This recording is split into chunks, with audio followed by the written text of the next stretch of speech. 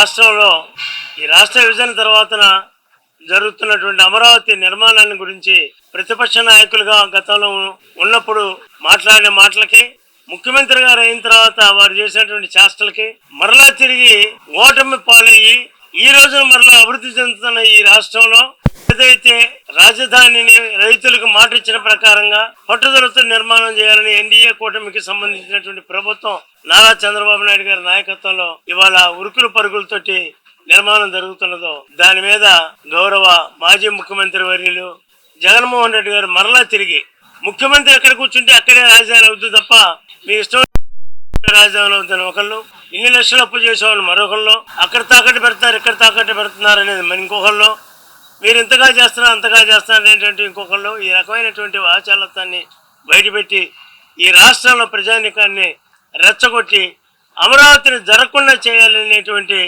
ఒక అభిప్రాయాన్ని వెళ్ళగక్కుతున్నట్టుగా మనకి కనపడతా ఉంది. అసలు నేను వీళ్ళందరినీ స్పష్టంగా అడుగుతా ఉన్నాను. మొట్టమొదట 2014లో రాజధానిని ఫలానా చోట అనేటువంటి అనౌన్స్మెంట్ చేసిన తర్వాత అసెంబ్లీలో రాజధాని తీర్మానం పెట్టినప్పుడు, శాసన మండలిలో రాజధాని తీర్మానం పెట్టినప్పుడు ప్రతిపక్ష నాయకులుగా ఉన్నటువంటి గౌరవనీయ జగన్మోహన్ రెడ్డి గారు 30,000 ఎకరాలే చాలదు, ఇంకా కొంత ప్రభుత్వ భూములు కానీ ఇతర భూములు కానీ ఏదైనా ఉంటే తీసుకోండి, మనకి మీరు ఆశించిన ప్రకారంగా మంచి ఈ రాష్ట్రంలో ఈ దేశంలో ఎక్కడా లేనటువంటి రాజధాని నిర్మాణం చేయండి అని చట్టసభలో మాట్లాడినటువంటి వ్యక్తి, సీనియర్ లీడర్, సీనియర్ మంత్రి. అలాగే స్పీకర్ స్థానంలో ఉన్న గౌరవమైనటువంటి వ్యక్తి వారు అధికారంలో ఉన్నప్పుడు ఒకరు శ్మశానం అని ఒకరు అడవి ఈ రకమైనటువంటి మాటలు మాట్లాడారే. అడవిని మాట్లాడినటువంటి వారిని అడవిలో వెళ్ళి నువ్వు 14 సంవత్సరాలు అక్కడ వనవాసం చేయమని చెప్పాల్సిన 140 సంవత్సరాలు బతికితే అక్కడే వనవాసం చేసుకోమని ప్రజలు తీర్పిచ్చారు. శ్మశానం అన్నటువంటి ఆయన్ని డిపాజిట్లకు అల్లంతగా ఓడించారు. ఈ జగన్మోహన్ రెడ్డి గారు ఏదైతే మాట్లాడాడో ఆ మాటకు కట్టుబడకుండా తిరిగి మరలా ఆయన వచ్చాక 3 రాజధానులు అనేది ప్రకటించిన తర్వాత ఆయనకు 11 సీట్లతో పరిమితి చేశారు. అందువల్ల నేను అడిగేది ఒకే ఒక ప్రశ్న, చట్టసభలో ఒక ప్రతిపక్ష నాయకుడిగా నువ్వు ఉన్నటువంటి వాడివి, నువ్వు మాట్లాడినటువంటి చట్టపరంగా చట్టం మీద రాజ్యాంగం మీద ప్రమాణ స్వీకారం చేసి ఒక శాసనసభ సభ్యుడిగానో ఒక శాసన మండలి సభ్యుడిగానో ఈ రాష్ట్ర అభివృద్ధి కోసం అని చెప్పేసి రాజధానికి సపోర్ట్ ఇచ్చిన నీవు ఆ రాజ్యాంగంలో మాట్లాడినటువంటి మాటలకి విభిన్నంగా నువ్వు ముఖ్యమంత్రి వచ్చిన తర్వాత మాట్లాడితే అది చట్టరీత్యాగా తప్పు అయినటువంటి చర్య కాదా? అసలు మీరు పనికొస్తారా? దీని మీద అసలు హైకోర్టులు కానీ సుప్రీంకోర్టులు కానీ ఎందుకని రాజ్యాంగ పరంగా మళ్ళీ అదే రాజ్యాంగ పరంగా రాజ్యాన్ని అపాల్స చేస్తూ మాట్లాడినటువంటి దానికి చేసిన చేతలకు తేడా వచ్చినప్పుడు వారి మీద యాక్షన్ ఎందుకు తీసుకోకూడదు అనేది నేను అడుగుతా ఉన్నాను. రైట్, మాట్లాడాం, రైతాంగంతో ఉద్యమం చేసాం, అన్ని రాజకీయ పార్టీలు మాకు సపోర్ట్ చేసినాయి, అన్ని సాంఘిక కార్యక్రమాలు చేసేటువంటి సంస్థలు చేసినాయి, ప్రజలు చేశారు, సపోర్ట్ ఇచ్చారు. మళ్ళీ రాష్ట్రాన్ని సాధించుకున్నాం. ఈ రాష్ట్రంలో తిరిగి కూటమి ప్రభుత్వం ఏర్పడటానికి ఒక దోహదకారైనటువంటిది అమరావతి ఉద్యమం. అయినప్పటికీ కూడా దాని రుచి చూసి 11 సీట్లు ఇస్తే అమరావతిలో తప్పులు ప్రోత్సహించవలసింది పోయి ఇంకా నువ్వు అమరావతి రాజధానిని నాశనం చేద్దామని, లేదు మరలా నేను వస్తే అమరావతి రాజధాని ఉండదని, నువ్వు ఎన్ని కోట్లు పెట్టి కట్టినా కూడా ఏ తీరిగా కట్టినా కూడా దానిని ఉండనీనని ప్రజలను భయభ్రాంతులు చేయడానికి నువ్వు మాట్లాడితే, ప్రజలను రెచ్చగొడటానికి మాట్లాడితే ఇక్కడ ఎవరు దడిచేవారు లేరు. మేమంతా కూడా ఉద్యమంలో డక్కలు ముక్కలు తిన్నటువంటి పరిస్థితి ఉన్నది.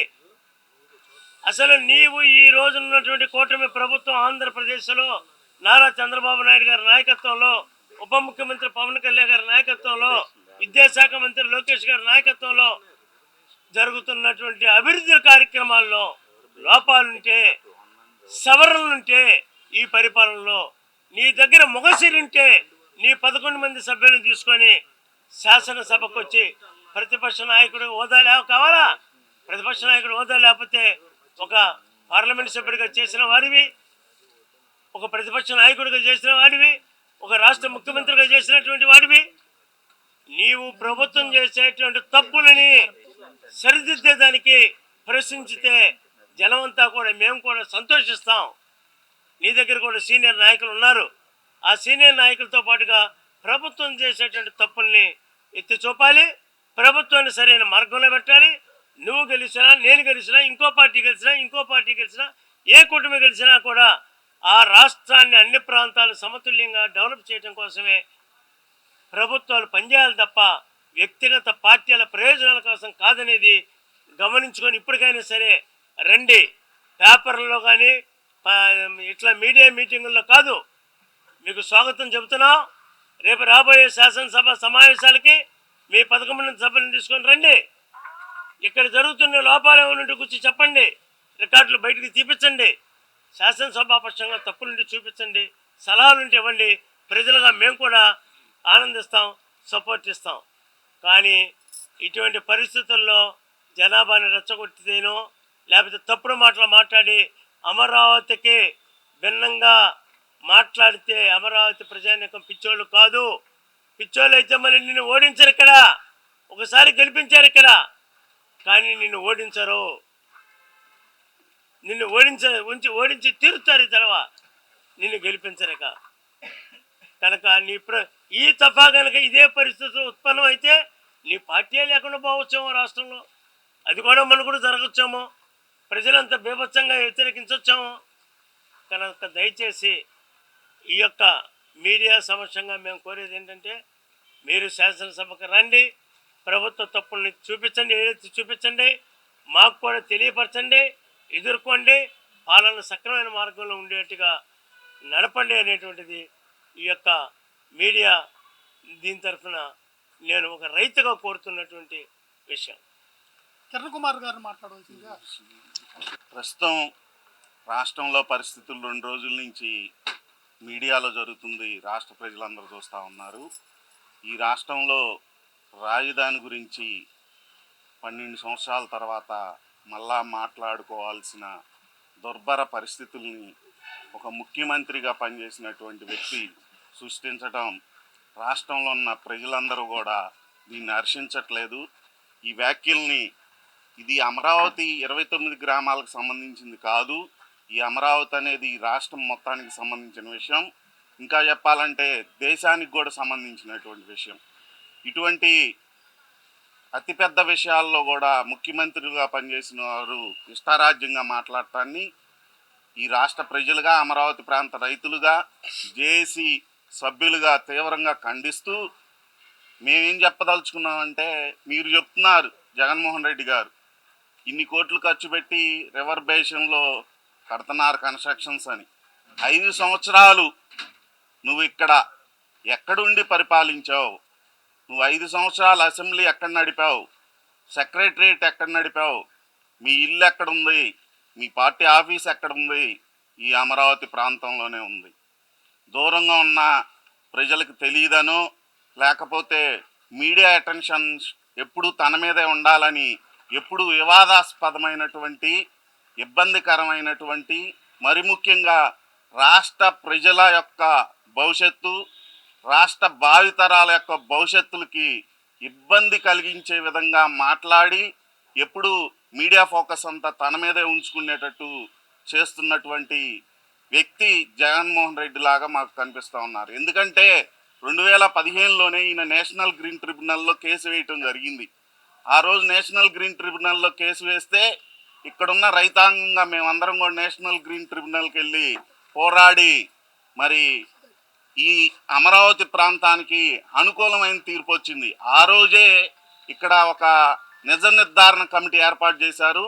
ఆ నిజ నిర్ధారణ కమిటీ ఇక్కడ వచ్చి పరిశీలించి ఈ ప్రాంతం, అమరావతి ప్రాంతం కృష్ణా పరివాహక ప్రాంతం కాదు, కృష్ణా పరివాహక ప్రాంతం ఇది బేస్ ఎక్కడ కరకట్ట నుంచి దక్షిణం వైపు ఉన్న భాగం మొత్తం కృష్ణా పరివాహక ప్రాంతం కాదు, కరకట్ట నుంచి లోన వైపు ఉన్నది మాత్రమే కృష్ణా పరివాహక ప్రాంతం అని స్పష్టమైన తీర్పు ఇచ్చింది. ఇంత స్పష్టమైన తీర్పు నేషనల్ గ్రీన్ ట్రిబ్యునల్లో ఉంటే ఇంకా నువ్వు రివర్ బేసిన్లో ఈ నిర్మాణాలు చేస్తున్నారని చెప్పి లేనిపోయిన అపోహలు సృష్టిస్తున్నారు. ఇటువంటి అపోహలు మీ స్థాయి వ్యక్తులు సృష్టించడం కరెక్ట్ కాదని ఈ సందర్భంగా మేము తెలియజేస్తూ, దయచేసి మీరు రాజధాని కూడా ఎక్కడుంటే అక్కడే రాజధాని, అసలు రాజధాని పదం రాజ్యాంగంలో లేదు, ఇవన్నీ రకరకాలుగా చెబుతున్నారు. వీటి గురించి మా ప్రాంత రైతులు కానీ లేకపోతే ఈ రాష్ట్రంలో ఉన్నటువంటి ప్రజలు కానీ నీకు ఎన్ని రకాలుగా చెప్పాలంటే అన్ని రకాలుగా చెప్పగలిగే శక్తి కూడా ఉంది. కానీ దయచేసి అటువంటి పరిస్థితులు తీసుకొచ్చుకోవద్దు. ఇక్కడ ఉన్న ప్రజలందరూ మాకు రాజ్యాంగం గురించి మీరు ముఖ్యమంత్రిగా చేసిన మీకంటే ఎక్కువే తెలుసు. రాజ్యాంగంలో అన్ని విషయాలు తెలుసు, విభజన చట్టంలో ఏముందో తెలుసు.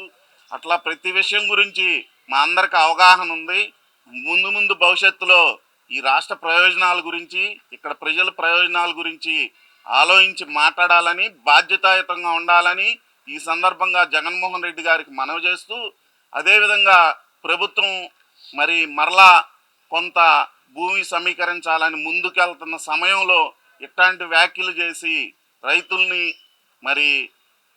లేనిపోయిన అలజడి సృష్టించాలనే ఉద్దేశంతో ఈ వ్యాఖ్యలు చేశారని మేము అనుకుంటున్నాం. ఈ అమరావతిలో ఆల్రెడీ ల్యాండ్ పూలింగ్కి ఇచ్చినటువంటి మేమందరం కూడా కొన్ని అపోలో కొన్ని చిన్న ఇబ్బందులు ఉన్నా కూడా తీసుకోబోయే భూ సమీకరణకి మేమందరం కూడా సహాయ సహకారాలు అందిస్తున్నాం. పూర్తి స్థాయిలో మేము వ్యతిరేకించట్లా. మాకు కొన్ని అనుమానాలు, కొన్ని భయాలు ఉన్నాయి అంతేగాని తీసుకునేటటువంటి భూమి మీద మేమేం పూర్తి స్థాయిలో వ్యతిరేకించట్లేదు. భూమి ఇవ్వటం తీసుకోవటం అనేది ప్రభుత్వ నిర్ణయం. అదేవిధంగా భూమి ఇచ్చే వాళ్ళ ఇష్టాయిష్టాలను బట్టి ఆధారపడి ఉంటుందని చెప్పి ఈ సందర్భంగా గుర్తు చేస్తూ, ఏదైనా కూడా ప్రతిపక్షమైన అధికార పక్షమైన నిర్మాణాత్మకమైనటువంటి నిర్ణయాలతో ముందుకెళ్ళినప్పుడు మాత్రమే ఈ రాష్ట్రం బాగుంటుందని, మనమందరం నష్టపోయాం. 50 సంవత్సరాల నుంచి ఆంధ్రప్రదేశ్ వ్యక్తులుగా మనమందరం చాలా నష్టపోయాం. కానీ భవిష్యత్తులో మన భావితరాలన్నా బాగుండాలంటే ప్రతిపక్షం అధికార పక్షం నిర్మాణాత్మకంగా ఉండాలని చెప్పి మనవి చేస్తూ, నాకు ఈ అవకాశం ఇచ్చిన పెద్దలందరికీ కూడా ధన్యవాదాలు. మీడియా సోదరులందరికీ కూడా నా తరపున ధన్యవాదాలు తెలియ. బాధలు, మా కష్టాలు, కన్నీళ్ళకి అన్నిటికీ కూడా మీడియా మిత్రులు అండ్ రాష్ట్ర ప్రజలందరూ కూడా మా వెన్నంటి నిలిచి కూటమి ప్రభుత్వం అధికారంలో రావడానికి కీలక పాత్ర పోషించినటువంటి అంశం అమరావతి రాజధాని ఉద్యమం. గత 5 సంవత్సరాల పాటు విష ప్రచారం, అబద్ధాలతోనే కాలం గడిపారు. కానీ ఎక్కడా కూడా రైతు సమస్యల మీద కానీ అమరావతి నిర్మాణం మీద కానీ ఎక్కడా కూడా దృష్టి పెట్టినటువంటి పరిస్థితి లేదు. ముఖ్యంగా రైతు కంట కన్నీరు, మహిళల కంట కన్నీరు చూశారు. కానీ ఆ రోజు ఏ రోజు కూడా రైతు అనే మాట కానీ అమరావతి అనే మాట కానీ ఎక్కడా కూడా రాలేదు. ఇప్పుడు కూడా జగన్మోహన్ రెడ్డి మొన్న పెట్టినటువంటి ప్రెస్ మీట్ గురించి నేను మాట్లాడుతున్నాను. ఇప్పుడు కూడా ఏం చెప్తున్నారంటే ఆయన మాట్లాడే మాట ఒకదానికి సంబంధం లేకుండా మాట్లాడుతున్నారు. ఒకటేమో నదీ గర్భంలో కట్టడాలు కడుతున్నారంటారు, ఇంకొకటేమో రాజధాని అమరావతి ప్రాంతంలో నీరు, కరెంటు, రోడ్లు ఏమీ లేవని అంటారు. ఒకటి ముంపు ప్రాంతం అని చెప్పి గతంలో వాళ్ళు అపోహలు, అవాస్తవాలని ప్రచారం చేసి అమరావతి మీద విషం చిమ్మాలని చూశారు. దానికి మేము సమాధానం ఇచ్చాం. నేషనల్ గ్రీన్ ట్రిబ్యునల్లో కేసులు వేశారు వాళ్ళు. అమరావతి గత 100 సంవత్సరాలుగా ముంపుకు గురైన ప్రాంతం కాదని చెప్పి తీర్పునివ్వడం జరిగింది. తర్వాత 18 నెలల పాటు వాళ్ళు పనులాపినా కూడా తర్వాత కన్స్ట్రక్షన్స్ జరిగి ఇప్పుడు పరిపాలనా భవనాలు అన్నీ కూడా 1-2 నెలల కాలంలో కట్టినటువంటివి గతంలో. ఇకపోతే ఇప్పుడు అమరావతి ప్రాంతము నదీ గర్భంలో కడుతున్నారంటున్నారు. నేను ఒక్కటే జగన్మోహన్ రెడ్డిని సూటిగా ప్రశ్నిస్తున్నాను. అమరావతి ప్రాంతం నదీ గర్భంలో ఉంటే మీ ఇల్లు కూడా నదీ గర్భంలోనే ఉన్నదా? తాడేపల్లి కూడా అమరావతి ప్రాంతంలోనిదే కదా, రాజధాని గ్రామాల్లో ఒక మండలం అది కూడాను. అలాంటప్పుడు జగన్మోహన్ రెడ్డి రోడ్ల మీద కాకుండా ఏమైనా పడవల్లో వచ్చారా నదీ గర్భంలో ఉంటే? కాకపోతే అమరావతి ప్రాంతంలో కరెంటు లేదని అంటారు. కరెంటు లేకుండానే జగన్మోహన్ రెడ్డి 5 సంవత్సరాలు ఇక్కడ పరిపాలించారా? ఆయన ఇంట్లో ఆయన ఉంటున్నారా? ఆయన ఎంపీలు ఇక్కడ ఉన్నారు, పక్కనే ఉద్దండరాయనపాలెం గ్రామం. ఆయన కార్యకర్తలు ఉన్నారు, ఆయన నాయకులు ఉన్నారు ఇదే రాజధాని గ్రామాల్లో. ఇకపోతే రోడ్లు లేవు అంటారు. రోడ్లు లేకుండా దేంట్లో జగన్మోహన్ రెడ్డి ప్రయాణం చేస్తున్నారు? డైరెక్ట్ హెలిప్యాడ్ ఆయన ఇంట్లో దించుకుంటున్నారా? ఇక్కడున్న ఇప్పుడు కూటమి ప్రభుత్వానికి ఓట్లు వేసిన వాళ్ళలో వైసీపీ కార్యకర్తలు ఉన్నారు, వైసీపీ నాయకులు ఉన్నారు. అందరూ కూడా అమరావతి రాజధానికి, అమరావతి ఉద్యమానికి కట్టుబడి ఉండి అమరావతి అండ్ రాష్ట్ర అభివృద్ధి ధ్యేయంగా పెట్టుకొని కూటమి ప్రభుత్వాన్ని అధికారంలోకి తీసుకొచ్చారు. అమరావతి అభివృద్ధి అని శరవేగంగా జరుగుతున్న ఈ సమయంలో మళ్ళీ అమరావతి మీద విషం చెమ్మటం జగన్మోహన్ రెడ్డి యొక్క రాష్ట్ర విధ్వంసానికి, ఆయన గతంలో చేసినటువంటి వాటికి ఇప్పుడు మళ్ళీ చేయబోతున్నాడు అనడానికి ఉదాహరణ.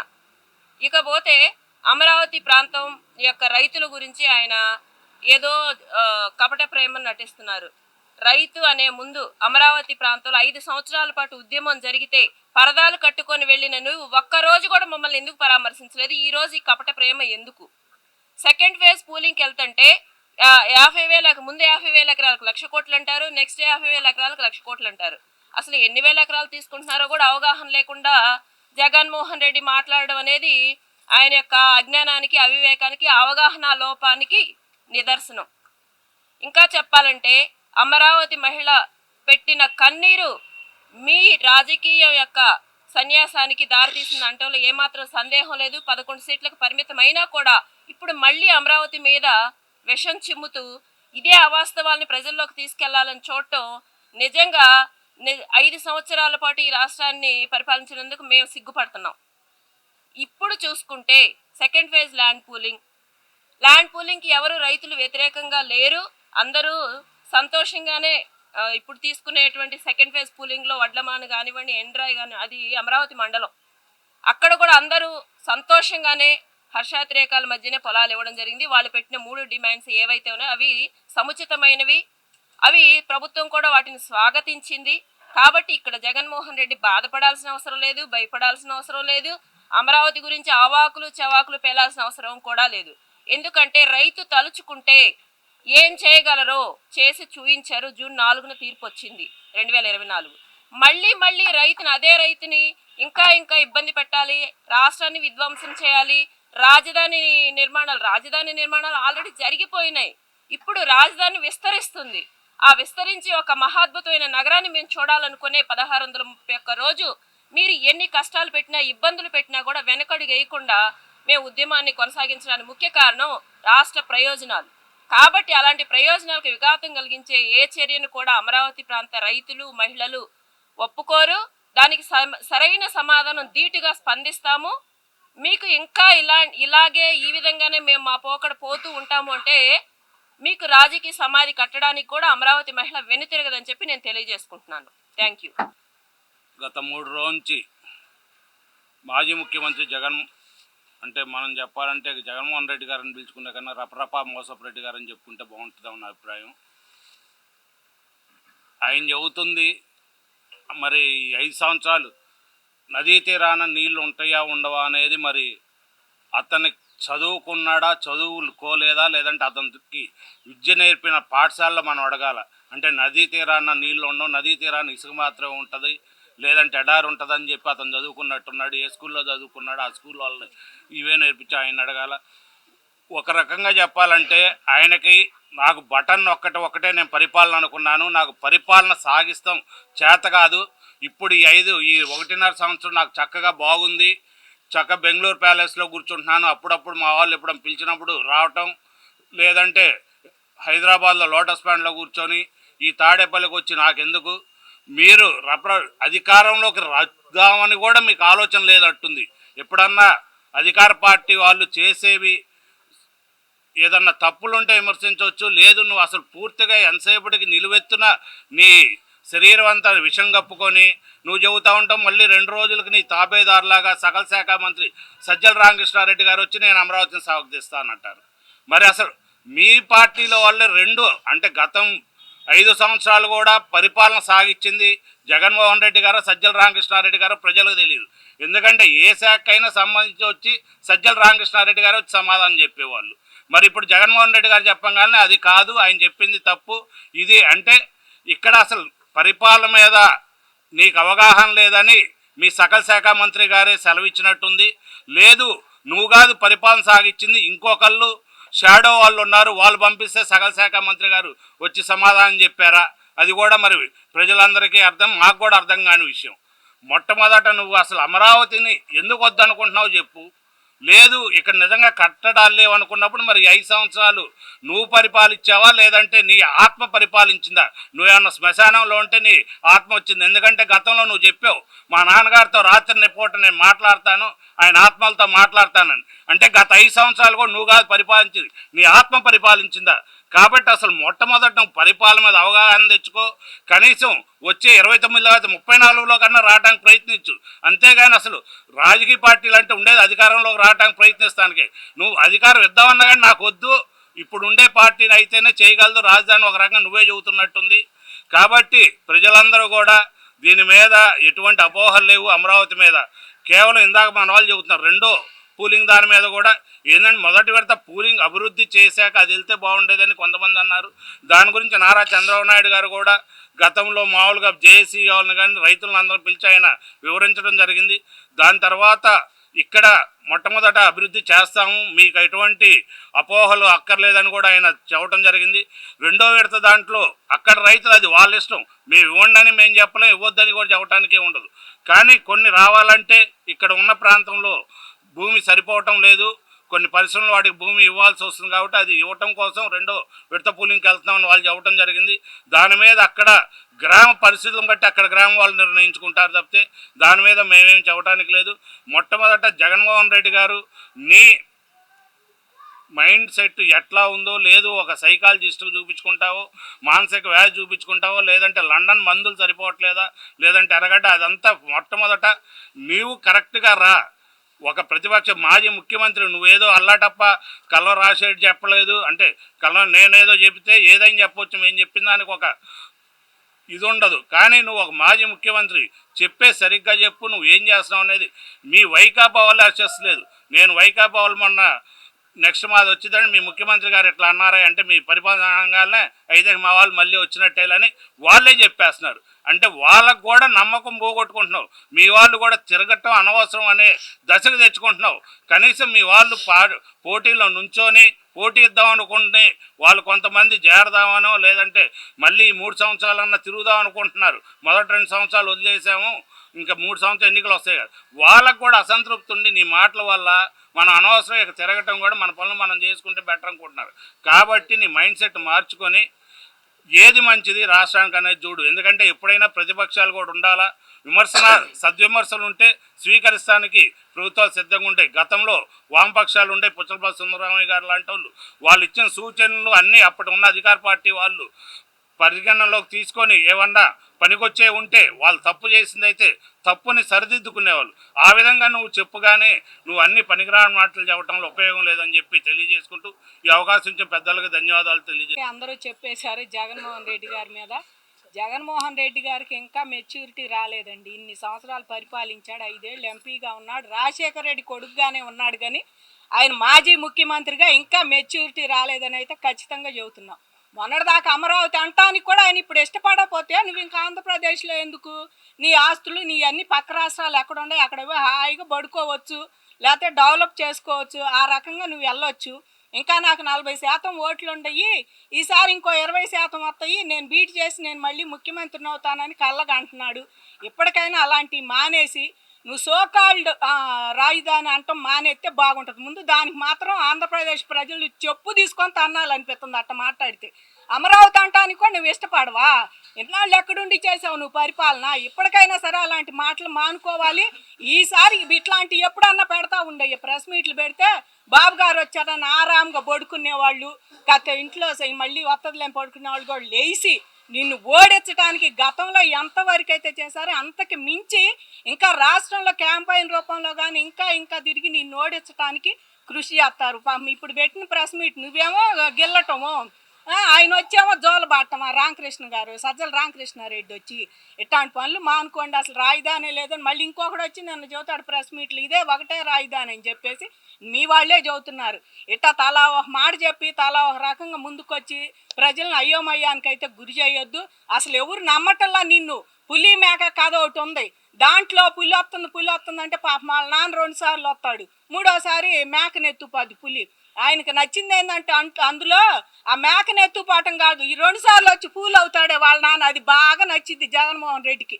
అందుకని చెప్పి అట్లాంటి కథలు అప్పుడప్పుడు చూద్దాం ఉన్నాం. ఆంధ్రప్రదేశ్ జనం ఇంకా పిచ్చిగోరిళ్ళల్లో ఉండారు. నిన్ను చూసి ఒక్కసారి అని చెప్పి మీ నాన్న చూసి ఏదో వేసారుగా నోట్లు. ఈసారి అసలు నువ్వు అంటేనే భయం పుట్టి చచ్చిపోతుంది ఆంధ్రప్రదేశ్ మొత్తం. అమ్మో అని నదీ గర్భాన ఉంది, నదీ గర్భానన్నా ఉండాం మేము, అది గర్భంలో ఉందో లంకో నీకు అది కూడా అర్థం కాదు. ఒడ్డున ఉండామో అర్థం కాదు. ఏకంగా నువ్వు సముద్ర గర్భాన్ని తీసుకెళ్తున్నావు కానీ ఈ భాషలో ఇది నది గర్భాన్ని ఉంటే మమ్మల్ని సముద్ర గర్భాన్ని తీసుకెళ్ళి ముంచాలని చూసావు, ఒడ్డు కూడా లేదని. ఇప్పటికైనా ఇలాంటి ప్రెస్ మీట్లు మానుకుంటే అసలు నీ ప్రెస్ మీటే ఒక కామెడీ పీస్గా ఉంది గతంలో. ఇది కొత్తగా ఇవాళ నువ్వు ఇన్ని సంవత్సరం తర్వాత మాట్లాడుతున్నావు ఇలాంటి మాటలు మళ్ళీ తీసుకొచ్చి. మొన్నటిదా బాబు గారిని తిడతంతోనే సరిపోయింది, ఏ ప్రెస్ మీట్ పెట్టినా. ఇప్పుడు మాత్రం మళ్ళీ అమరావతి పేరెత్తి ఇప్పుడు గజెట్ ఒకటి బయటికి తీసుకురావాలని రేపు సెషన్స్లో పెట్టాలని అంటున్నారు కూటమి ప్రభుత్వం వాళ్ళు. 10 ఏళ్ళు అయిపోయింది కనుక ఉమ్మడి రాజధాని మళ్ళీ గజెట్ తీసుకురావాలి, మన రాజధాని మనకు ఉండాలి ఆంధ్రప్రదేశ్. కానీ ఆ వార్తని నువ్వు దీన్ని అంతా బ్లేమ్ చేయటానికి ఇది రాజధాని కాదు మళ్ళీ నువ్వు వచ్చినా కూడా తీసేయటానికి ఏమీ లేదు. నువ్వు ఇక్కడ వచ్చి ఏం చేసి 5 ఏళ్ళలో తీసేయగలిగావా? కాకపోతే ఉమ్మడి రాజధానిగా ఉంది కనుక గల్లా జయదేవ్ గారు అప్పట్లోనే పెట్టించారు, అదేం కదిలించలేకపోయావు. కాకపోతే రైతులను కష్టపడ్డాం, ఇంకా ఎంత మించి కష్టపడి అసలు నీకు ఈ సింగిల్ డిజిట్కి రావాలని ఆ తీరులో ఆంధ్రప్రదేశ్ అంతా ఏకం అవ్వాలని చెప్పి మేము మనస్ఫూర్తిగా కోరుకుంటున్నాం అండి. అమరావతి రైతుగా కదా ఆంధ్రప్రదేశ్ పౌరురాలుగా కోరుకుంటున్నాను.